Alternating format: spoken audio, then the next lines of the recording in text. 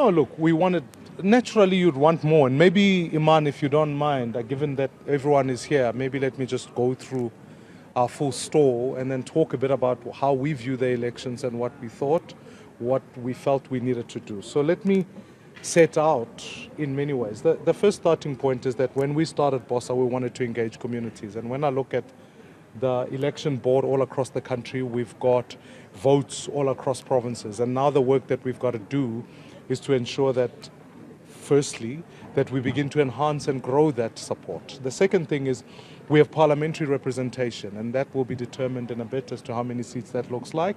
So that's a very important step. I think we've put a foothold here in Gauteng. That's also a very, very deliberate and an intentional thing.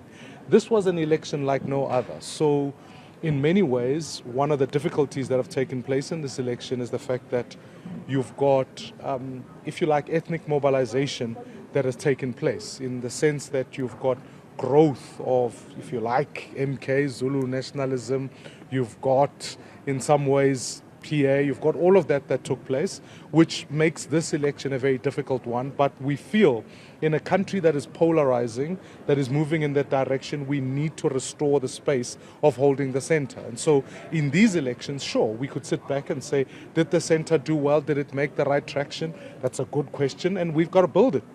Before, there's a lot of journalists here and I don't want to hog the mic, so two quick things before I allow everyone else to have the opportunity, Musi, is number one, did anyone give you a call? I mean, have you been talking to anyone? Got to know that.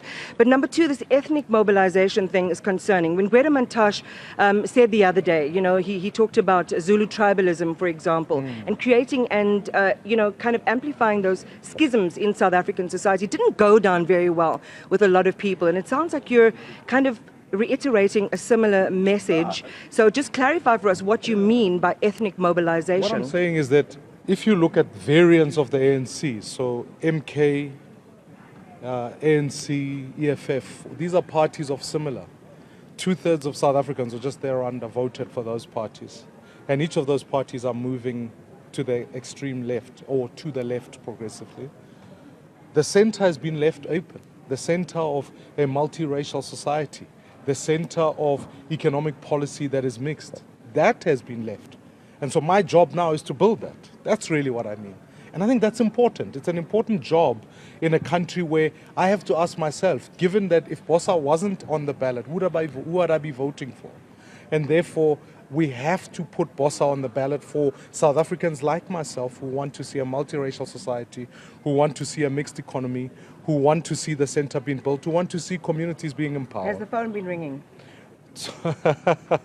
My phone's always ringing. But look, at the same time as that, yeah, sure, let me leave it at that. I think my phone has the most... Who's been calling?